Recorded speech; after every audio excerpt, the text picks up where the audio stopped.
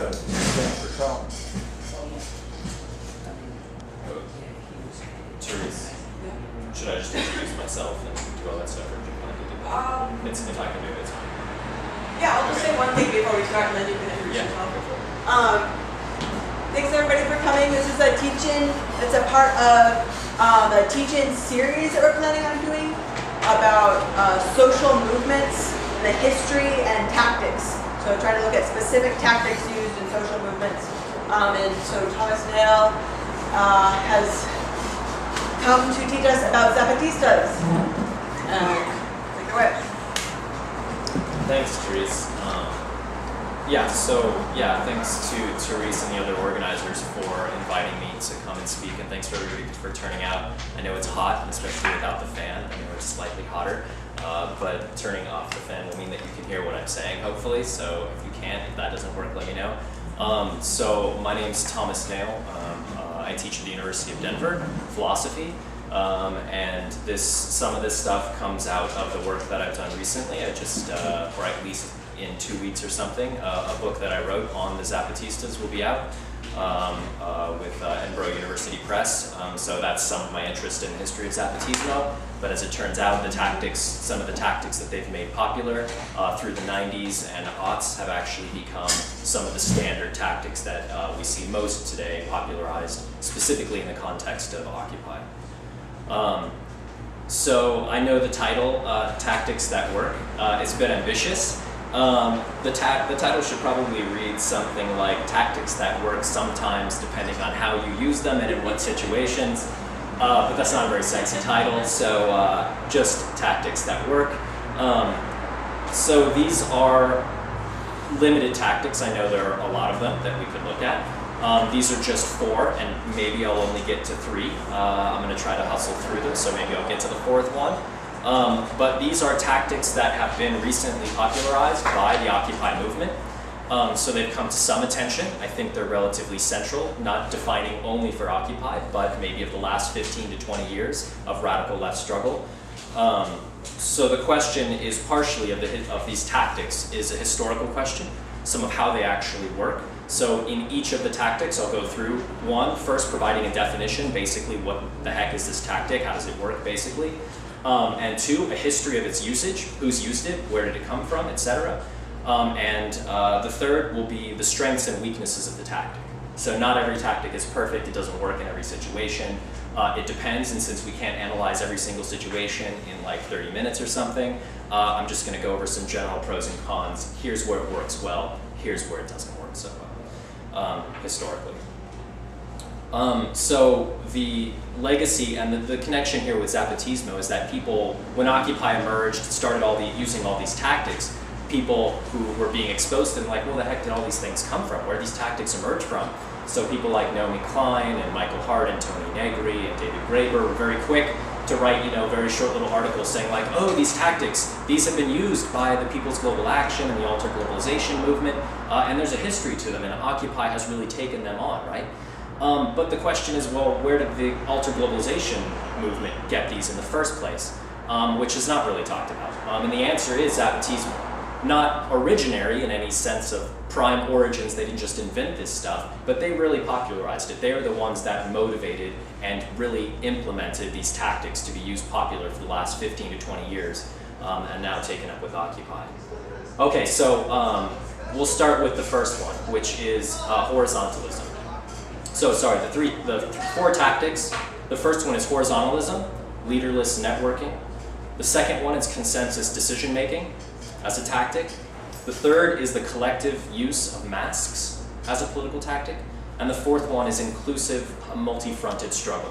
And these are all tactics, I think, that have a history, but for the most part have been popularized by the Zapatistas and have dominated the last 15 years of radical left struggle. It's not to say there are some groups that don't use them, or it's not to say that those are the only tactics, but I think that they're the major ones.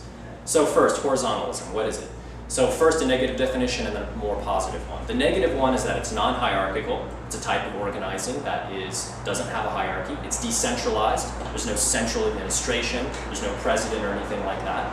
And there's certainly no administrative hierarchy. And it's non-representational. Those are the 3 negative definitions of what it's not.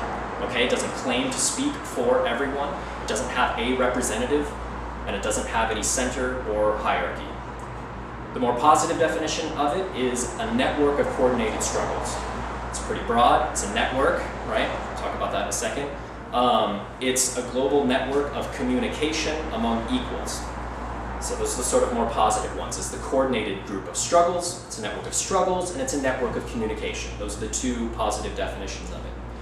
So the origins of the name horizontalism come from Argentina, actually, during IMF policies that led to economic downturn and subsequent popular revolts that organized people's assemblies, massive uprisings in Argentina. This is the sort of popular usage origin of the word horizontalism. This isn't the actual theoretical origin, but it's the sort of nominative origin.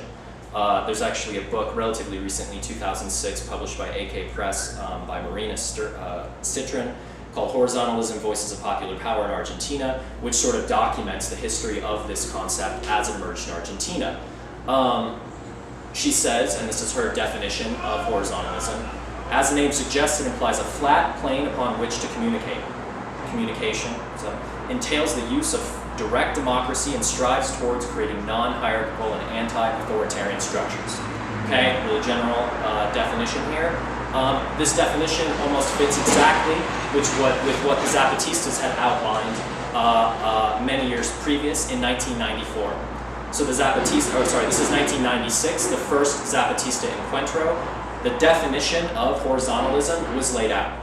Well before, now the Zapatistas didn't call it horizontalism, but this is basic definition that Citrin follows and that most people follow, even if it wasn't called that at the time in 1996.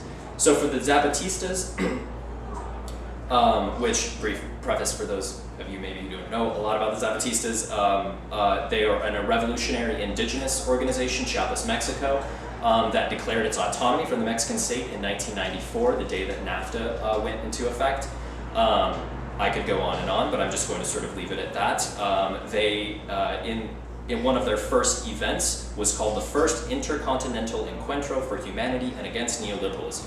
Okay, that was the first gathering. The premise is that it was supposed to be this giant gathering to link all these people together, and there they outline how we're all going to be organized against capitalism. They just lay it out. What are we going to do? How are we going to organize ourselves? Who's going to be the vanguard, Marcos? Who's going to be the hierarchy? No, none of that, right? They say, quote, first, and this is their definition of horizontalism, that we will make a collective network of all of our particular struggles and resistances. Okay, so that's that first part. Coordinated network of struggles. It doesn't say who's in charge, who's making decisions, it's just a coordinated network of some kind, right? This intercontinental network of resistance is not an organizing structure. It doesn't have a central head or decision maker. It has no central command or hierarchies. We are the network, all of us who resist. Okay, so this is massive sort of horizontal, imminent relationship between all of the coordinated struggles and their communication, which is there's no central command, and this type of organization is not meant to make decisions. It's meant to just bring everybody together to share their struggles, to talk to each other, to coordinate their actions. Second, that we will make a network of communication, okay, among all our struggles and resistances. So there's quite a literature kind of comparing the Zapatistas' revolutionary organizing strategy with the emergence and structure of the internet. As a kind of decentered organization itself, the internet has that same or very similar organizing structure, and was actually one of the reasons why the Zapatistas became so successful, so well known, etc., was their use of media and the internet.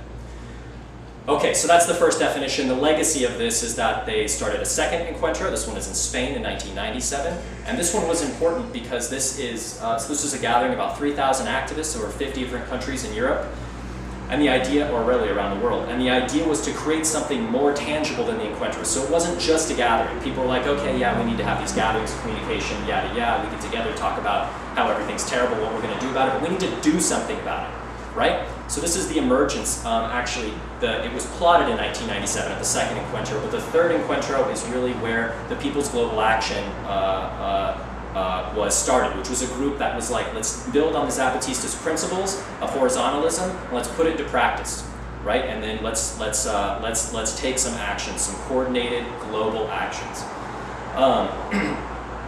So same principles that follow from the Zapatistas. They didn't come out of nowhere. This came directly out of the Zapatista organizing strategy. Number 5 in their kind of hallmark of the strategies of, there are only 5 of them, People's Global Action, is an organizational philosophy based on decentralization and autonomy. Those are some of the features of horizontalism.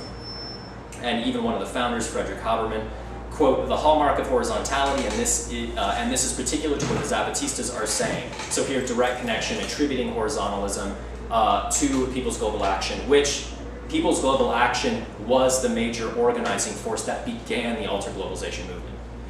Those are the people who, not only, of course, but were responsible for training, organizing, coordinating people around the world at global summits against the G20, the WTO. I mean, these are the people sitting down, training, how are we going to organize a global attack against capitalism? Where'd they get their organizing strategy? Zapatistas. Okay? So some of the other folks. So one more point in the lineage of horizontality is the World Social Forum. Probably still a contemporary point of horizontality. In 2001, defines its principles based on these same things. So principle out of 14, number 5, the World Social Forum brings together and interleagues only organizations and movements of civil society from all the countries of the world, but does not intend to be a representing world civil society. So again, it's not meant to be a decision-making body, it's not meant to be representative, it's meant to just bring everybody together to talk. You want to coordinate your own actions together, that's fine, but as a body, that's not the goal, right? Is not to be a decision-making organization, especially not a hierarchical one. Number 8, the World Social Forum interrelates organizations and movements engaged in concrete action at levels from the local to the international to build another world. So again, coordinated struggles, coordinated communication. These are the basic principles. Again, so further on, actually, there's one more before we actually reach Occupy, which is the sort of final link in the legacy, is the Indignados, who also were mobilized. 6.5 to 8 million Spaniards participated in marches all across Spain, protesting austerity cuts. How did they organize all of these different marches, protests, demos, occupations across Spain? Horizontality. There was no hierarchy, there was no central administration. It was totally decentered. They used lots of internet and social media. So now 2011, Occupy adopts roughly the same strategy of horizontality. There's not one central Occupy movement. It's not like Occupy Wall Street is somehow at the center of chain of command and then issues forth its various generals to various parts of the world or the country and has them occupy in some way. There's no direct line of command. It's decentered. They don't claim to be speaking for everyone, right? Everyone speaks for themselves, which is part of the principles of the direct democracy of the consensus decision-making process, which is the next tactic that we'll talk about. But it was through social media and through a kind of decentralized communication that Occupy worked. Again, the history traces back to Zapatismo. Okay, so strengths and weaknesses. What's useful about this tactic of horizontality and what is perhaps a weakness of it? One of the strengths is that it's less susceptible to power grabs, concentrations of power. Why? Because the very principles that it's founded on is the non-concentration of power. It's not like the Zapatistas are ever one day going to say, actually, we're in command of the entire worldwide anti-capitalist struggle now, so we've got some protocol for you to follow, we want you to do this. No, it's not going to happen, right? The network has already been set up very loosely, decentered, so that everyone is going to have their own opinion and the premise of the organization will be violated by anybody doing that. It's less susceptible to corruption and destruction because if one node in the network fails, right, you still have others. So there are different types of networks, and I'm not going to go into the entire topology, but you have, in the history of revolutionary and left struggle, different topologies of organization. Whole ways in which, spatially, the groups are organized with each other. One model is the sort of tree model, right? You have sort of this genealogy model, right? Someone at the top who's the sort of the secret, hidden away person who knows the entire tree, knows exactly everybody involved, all of the issues. Then the next person down knows 2 more people, right?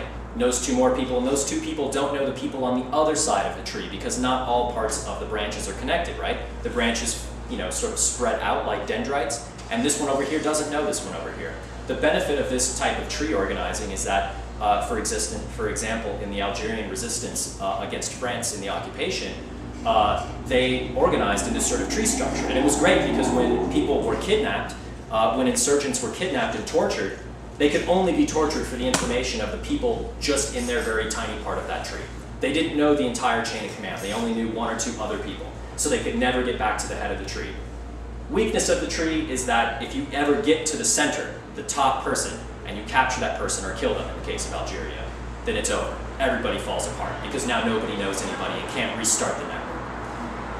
So there are other networks, and I won't go into all of them, but there's a sort of star. You have one person at the center who knows everyone, right? You have the line, which is sort of series, like these people know these people, know these people, know these people, in a sort of line. You have, and this is, I think, probably the most appropriate topological shape for partially the internet, although it maybe has all of them, but the horizontality is more like a mesh or a fully connected network where you have, and I don't really have anything to draw on here, so you just have to imagine with me, but sort of like points that are all kind of haphazardly scattered, connected to each other. Not all connected to every single one of them, but they're not organized in a tree, they're not organized in a line, there's no chain of command, there's no hierarchy. So if one part falls, it might involve the falling of some other part, but not the entirety of the whole system. Another strength is that the decision making is localized, so it can respond pretty quickly. If you have to wait for the chain of command. I don't know what to do in this situation in Argentina. Let's consult the Zapatistas. Get them on the phone. What should we do?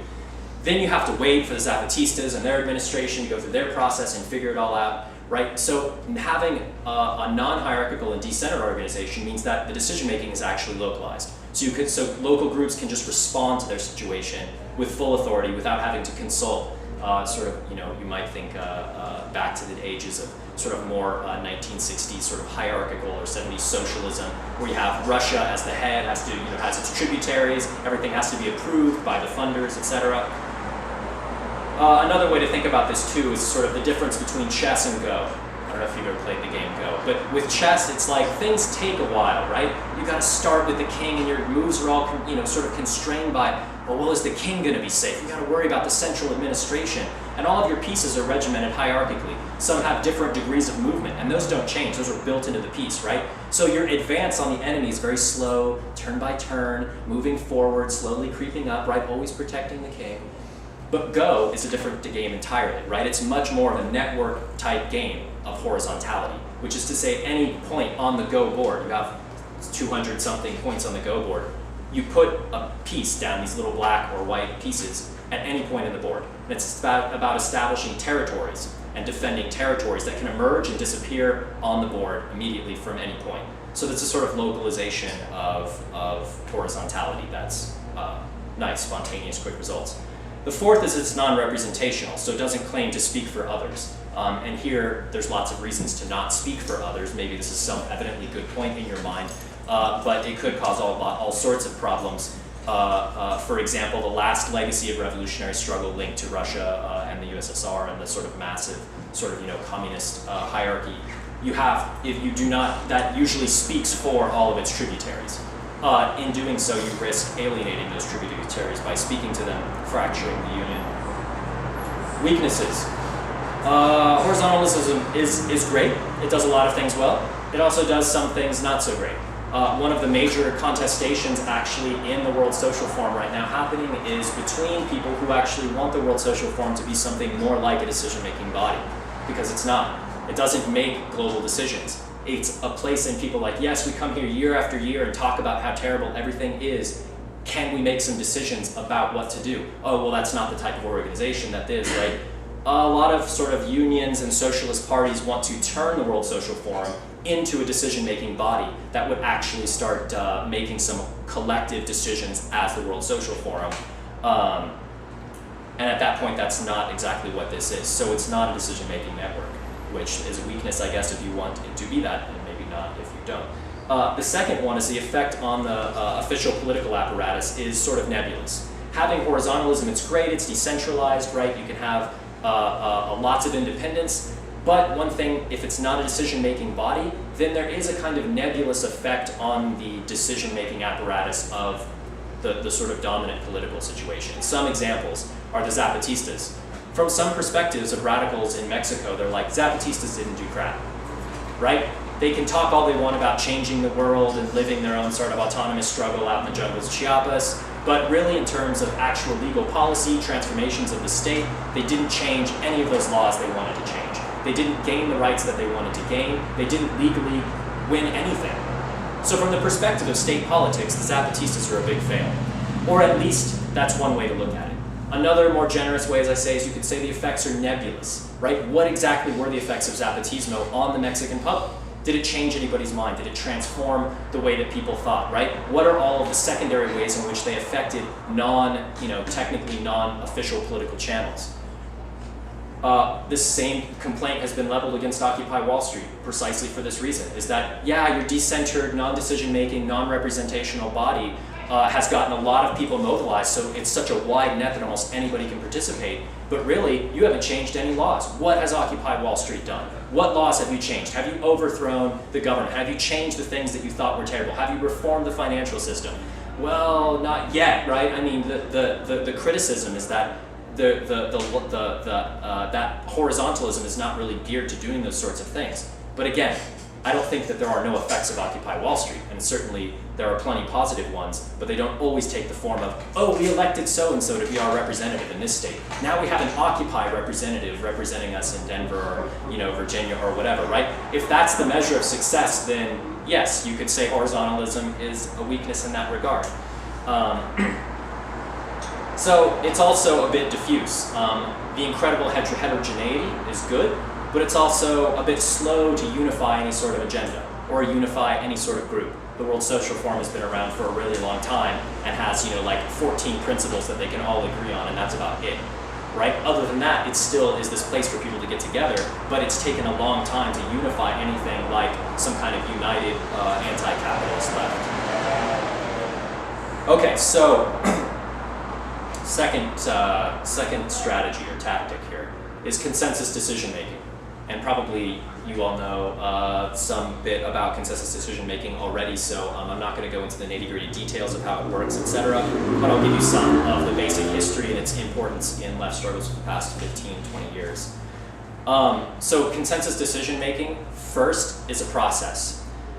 It's not about uniformity. It's not about making everyone think the same thing. If you've done consensus decision making, you know that that is precisely not really the experience that you have anyway. It's that everybody actually, it's a kind of pluriformity or a kind of shared dissensus.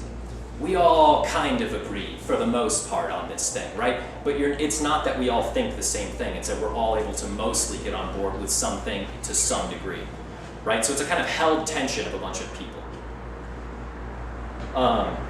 It's inclusive. It strives to include as many people as possible. It's participatory. All of those people included should be hopefully participating as much as possible, right? It's cooperative in the sense that hopefully everybody's there to get along with each other and facilitate the decision-making process. It's egalitarian in the sense that it's not some sort of hierarchy where there's some leader and a series of followers. All of the members are equal. All of them have the equal abilities and capacities to participate in the group. And it's solution-oriented. The aim is to actually solve some problems, to make some decisions in the end. I know sometimes it doesn't feel that way, but it actually is very solution-oriented. Dealing with the problem, the question is how to solve it. Right, so this has a vast history, greater than the Zapatistas, although the Zapatistas kind of pre-Zapatista, Zapatistas as indigenous peasants before Marcos and his crew arrived, are actually some of the oldest people using consensus. The Iroquois Federation and other indigenous groups around the world and in North America have been using consensus. I can't go into the vast history of all these. In the 17th century, you have the Quakers, a religious group, pacifists, nonviolent folks. If you've ever been to a Quaker meeting, but lots of silence there. People feel moved to speak, and then they speak, and then everybody has to agree on their decisions that they're made. The women's liberation movements are probably more recent, 1970s, right? The anti-nuclear movements, also in the 1970s, used consensus. That was a point of popularization, and strangely enough, the Dutch economists actually used consensus decision-making for some form of it in the 1980s and 1990s. And of course, lots of, in the more like 80s, 90s, and aughts, the food not bombs, info shops, NGOs, co-ops, workers' co-ops, housing co-ops, all sorts of co-ops have used consensus decision-making. But really, I think that the Zapatistas and the way that they organized the first encuentros, not only through horizontality, but through consensus, that was the main way that they organized, right? Had as indigenous people for a really long time. It became highly politicized and much more inclusive, and not to say it's fully inclusive now, but much more inclusive over the years through radicalization, through exposure to the rest of the world, through the encuentros. But really the most recent referent, 1994, 96, 97, etc., for the popularization of the usage of consensus. Again, there's some history there with the women's liberation movement, anti-nuclear movement, but really the Zapatistas brought this about in a way that spread it again to the People's Global Action, and then through People's Global Action to the Alter Globalization movement. So again, that's a very similar legacy. This is the Zapatistas held consultas, right? So these are large sort of town spaces where the whole community gets together, discusses important issues, makes decisions, lasts for hours and hours, sometimes days and days on end. You think, General Assemblies at Occupy are long. I mean, some of these Zapatistas meetings are like multiple days where people just spend hours and hours and hours every day coming to collective decision making. Speaking from their particular vantage point, experience, etc., and increasingly including women and children into the decision-making process. This was passed on to the People's Global Action through those first meetings in 96 and 97.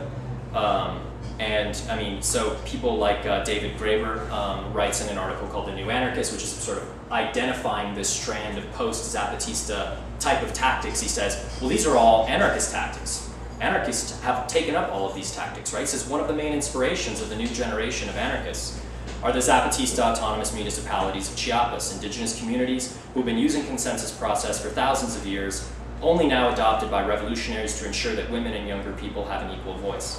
So there's a pretty wide history here. The Indignados in Spain, right before Occupy happened, were all using consensus.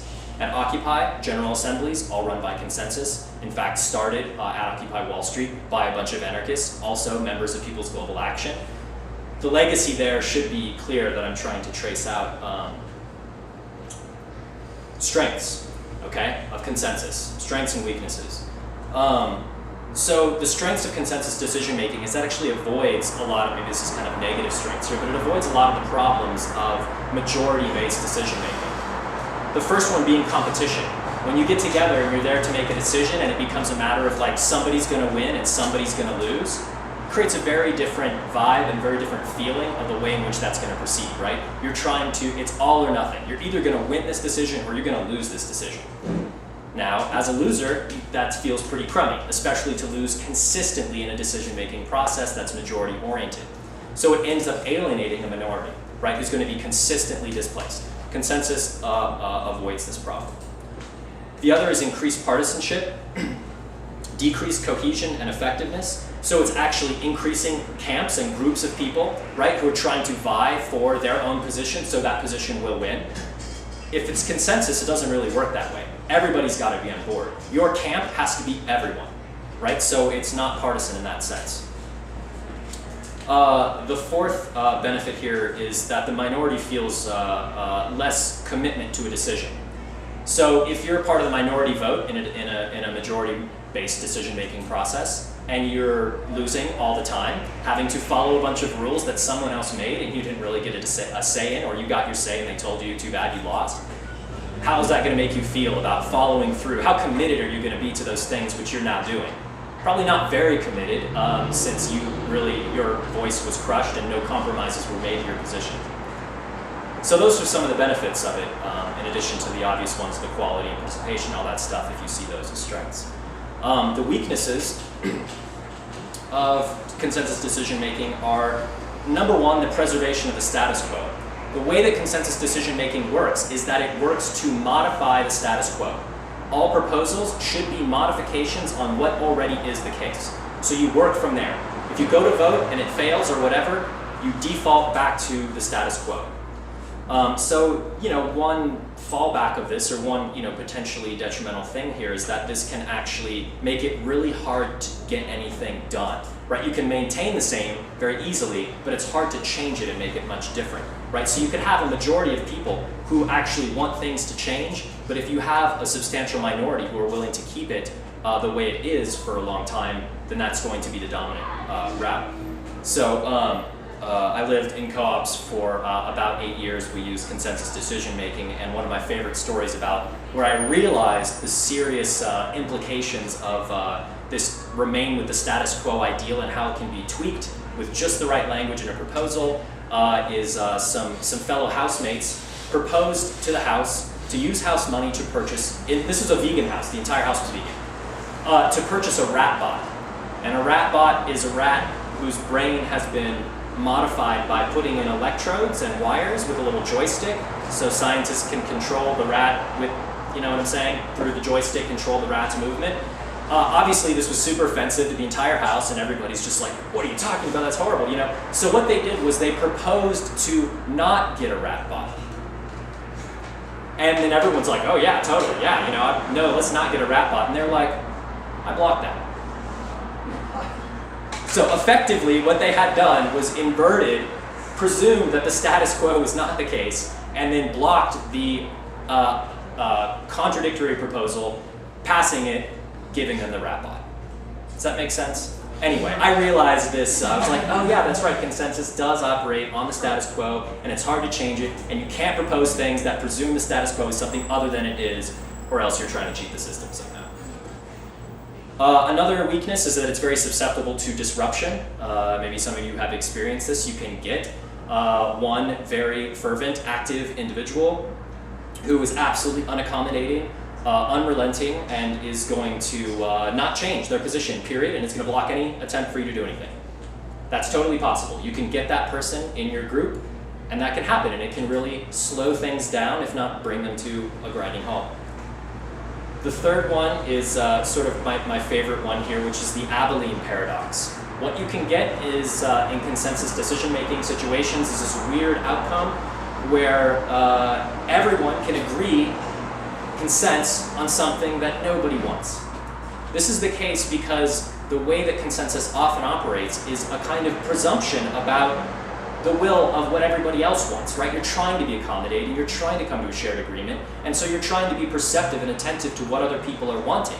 Now that perception, if everybody's looking to somebody else, right, can in some circumstances produce the outcome that they all perceive in a kind of groupthink way that everybody wants this. Okay, well that's fine if everybody wants that, but not everybody wants that. It just seems like everybody wants that. So then everybody agrees to it, and then afterwards like, did you really want that? No, I don't know, it just seemed like everybody else wanted that. Right? So you can, this is a weird effect that you can get with consensus. The other one, and this is maybe the most obvious weakness of consensus, if there are some weaknesses here, which is that it's really time consuming. It takes a while to reach consensus. It's not easy, as I said before, the Zapatistas take days and days and days often to reach a decision. It can take much longer than it would take a majority-based decision-making process to just go ahead and make the decision. Minority, you can just stuff it for now, we're doing this, we're going forward. So if there are moments where you really need to have a quick turnaround on a decision, time-sensitive decisions, consensus may come up against this wall where it's just going to take you longer than you want to come to that decision, and you may not actually get the decision by the time you want it. Okay, third tactic. Is the political use of masks. And this is kind of an interesting one. I mean, it's a relatively recent development. I mean, you just don't see in the history of radical left struggles the use of people covering their faces in all manner of ways in the 19th century or even up to the mid-20th century. It's just not something people did. Why? Because part of demonstration, political demonstration, was about being in the public. It was about identifying yourself, having your voice heard, and being representable. We want somebody to represent us, and we're not going to achieve that by covering our faces. That's something that criminals do, right? Criminals hide their face because they don't want you to know who they are. But as political struggles, we want everybody to know about our cause. We want our cause to be popularized. That was the sort of typical way of thinking about this. So basic definition of masks, when I talk about that, I include ski masks, helmets, bandanas, costumes, hoods, etc. The definition of masks may be pretty straightforward here. But it's a kind of weird post-representational strategy that really sort of emerged in the last 20 or 30 years, where it's not a matter of being represented directly, right? There are other issues that have become important in demonstrations, riots, and all sorts of things, and representation is not that main goal. Identification maybe is not the main goal of that struggle, right? So there are two kind of different origins of the history of collective political masking in the last 20 or 30 years again. One of them is practical, the other one is kind of more symbolic. The practical origins are in the autonomous movements in Italy and Germany in the 1970s and 80s, protesting, demonstrating against nuclear power, evictions of squatters, anti-abortion laws, etc. What they did was they wore these things for practical reasons in the beginning.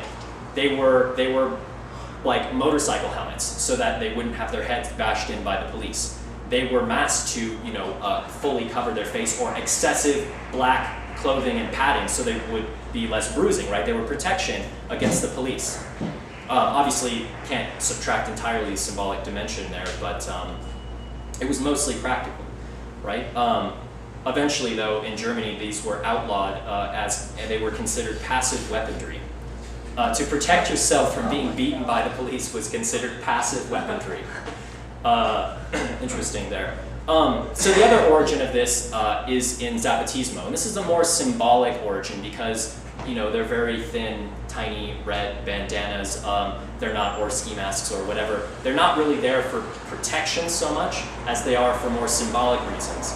And Marcos, sort of poet, has lots of reasons depending on the situation that he gives for the usage of the masks. And I'll just give you two of them where he says directly, I've found those quotes here. One is for making sure that nobody becomes the leader. Okay, sort of everybody's wearing the masks, everybody looks approximately the same, it's not clear who the leader is. So this is one way of Marcos describes as being anti-vanguardist. The second one is portraying, he says the masks portray Mexico's covering up of its real Mexico. So he says that the indigenous people put on the masks symbolically to show that Mexico itself is covering up the indigenous people. So he has all these kind of interesting lines about, in order for them to see us, we covered our faces. So to be the sort of dramatic statement of visibility, they became invisible. Typical Marcos kind of paradoxical poetic language there. So the history of this, these are the sort of two histories, right? One from Italy and Germany, 70s and 80s, one from the Zapatistas in the 90s. And these both converge and mix together in the alter-globalization movement. You see in these alter-globalization movements both people inspired by the autonomists in Italy and Germany. Autonomists here, just in case, just briefly, are radical. It's a mix between contemporary Marxism, like 70s, 80s Marxism of Europe, the situationists, and anarchism. It's a very sort of blend of all of those three philosophies together. You get the emergence, the origins of the Black Bloc in Germany, very similar things. So in the alter-globalization movement, you see the mix of these things. You see people wearing all black. You see the emergence of the Black Bloc tactics taken from Germany, used in global struggles around the world.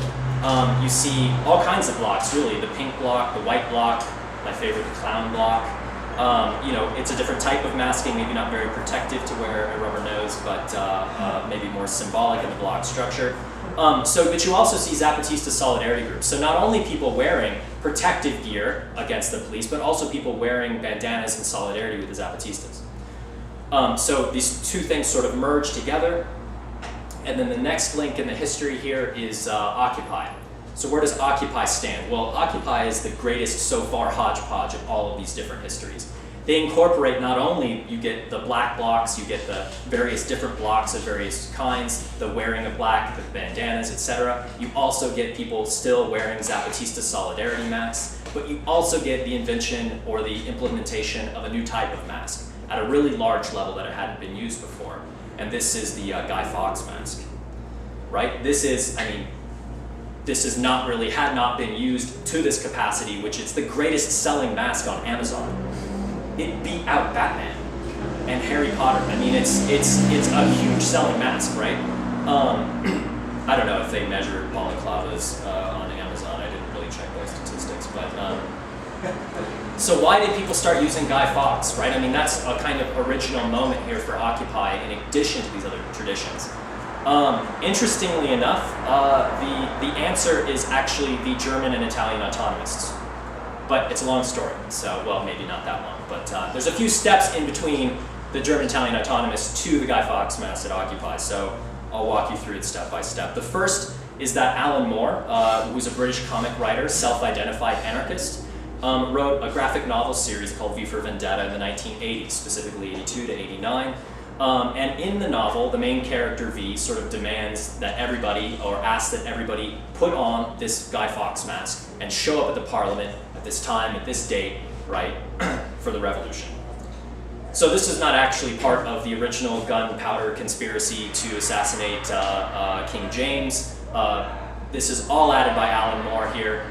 But where the hell is Alan Moore, getting all these ideas? This is exactly the time where there are Italian and German autonomists protesting and demonstrating in Germany and Italy, wearing the masks, right, wearing the blocks. Alan Moore is watching this. He implements it, puts it into V for Vendetta. But this still does yet explain why the Guy Fawkes mask ended up at Occupy, right? So one more step here, which is that in 2006, and this is like almost totally random here, in 2006, this stick figure with the Guy Fawkes mask emerged as an internet meme on the message board 4chan. And it started out as like a lot of many stupid 4chan jokes where like it was a stick figure who emerges and says, I'm going to bridge like the gap between HTML and the image, and I don't really know what this means, but and tries to make a post which does this, and then goes oops and messes up, and they laugh at him for like 5 pages about how embarrassing this fail was. So this little stick figure comic that gets posted as an image in the little chat sections became known as the Epic Fail Guy, or EFG if you're into the lead speak. He was a comic that eventually fails a bunch of times, makes a bunch of jokes, reaches into a garbage can, I don't know why, and pulls out a Guy Fawkes mask, and then wears it ever since. This comic is like became a regular meme on 4chan in 2006. So in 2008, had the Epic Fail Guy, or Guy Fawkes mask stick figure, had already become this big figure in 4chan. In 2008, 4chan hacked the Scientology archives. Maybe you heard about this, but all of that secret, special knowledge about your inner demon or whatever, and all the levels of Scientology was hacked and released publicly, basically debunking and ruining Scientology because you can immediately skip to the last level and figure out all the secrets immediately. And the 4chan people hate Scientology. If there's one thing they can get together on, it's hating Scientology. So in 2008, they decided they were going to protest, physically, actually demonstrate at the Church of Scientology, and they needed a way to make themselves anonymous. So they used this very popular meme, which was the Epic Fail Guy, and I don't know if there was any irony intended in this plan to wear the Epic Fail Guy mask while doing this demo, but in any case, they wore it, and it became popularized in the physical world of demonstrations, and since a lot of people adopted the mask. Okay, long story. Strengths and weaknesses of the masking process. First, a couple negative strengths, if you will. The first is that it obviously conceals your identity. That can be a strength, right? Riot cops will often intentionally single out individuals from the crowd. It's hard to just start arresting 10 people at a time, so what they'll do is they'll focus on one person, find a way to identify them, communicate with each other, and just circle that person and arrest them, okay? Now, if everybody is wearing some sort of mask, what that produces, it conceals their identity. It makes it a lot more difficult. Or if they're all wearing the same clothes or the same costume, you can't just say, oh, let's get the clown. I don't know, there's like 50 clowns, I'm not sure what to do, right? I mean, it's hard to identify the clown in a block full of clowns. Or the pink person wearing pink when everybody's wearing pink, right? So that can be a benefit. The other negative benefit here is, depending on the mask, it may actually physically protect you against tear gas or beatings or whatever, right? So there's the actual benefit of its physicality protecting you. Positive strengths. The first one is that it creates a really strong visual feeling of collective solidarity and equality. Like you really feel a sort of unity there, which if everybody's wearing something different, maybe it's a bit more confusing. You really know who's there, who's a part of this, and who's working together, right? So there's a unity there that's not achieved easily in other means. There's kind of visual equality there. The second one is that it disrupts hierarchy. Again, the sort of Zapatista claim, right? Is it actually undermines the hierarchy. Who's the leader? well, everybody's wearing black. Like, are you the leader? I don't know. I thought you were the leader, right? Everybody's not sure who the leader is because they're all wearing approximately the same thing. So the cops can't identify the leader either because there is no leader to identify. Visually, it's even hard for them to guess about who the leader is and how to communicate with each other about who the leader is. The third one is that it sort of creates a group subjectivity, and I know this sounds sort of vague, but it's like it's like birds flying in a flock. If you watch them fly, it's not really clear who the leader is sometimes at any given moment. Maybe when they're in the V formation, it's more obvious, but when they're just swarming, you're like, where are they going? What are they doing? Who's leading them? The black bloc is a kind of collective action. When people link their arms together, they move together.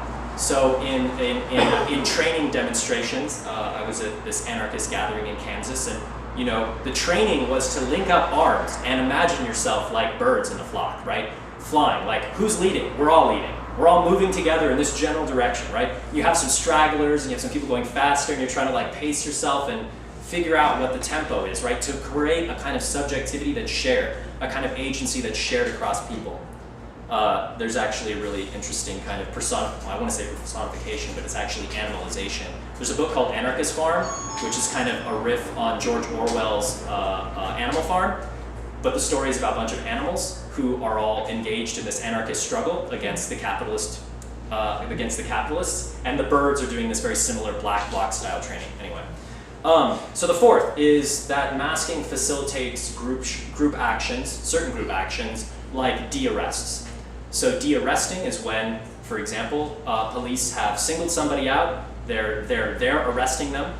The bloc shows up, right? All masked, all looking the same, all wearing the same type of outfit, shows up, pulls the person away from the cops, shoves them behind the line, links arms again, and blocks the police from getting at that person.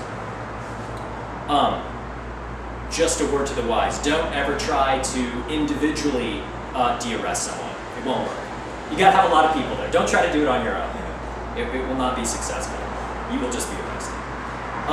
So some of the weaknesses of this collective masking process is that it makes infiltration a bit harder to spot. If everybody's wearing the same thing, it becomes very easy and predictable for infiltrators and undercover police to just basically wear all black, cover their face, and get inside. And it's hard to tell them once they're inside. How do you find them? Oh, it was the infiltrator was that guy wearing black.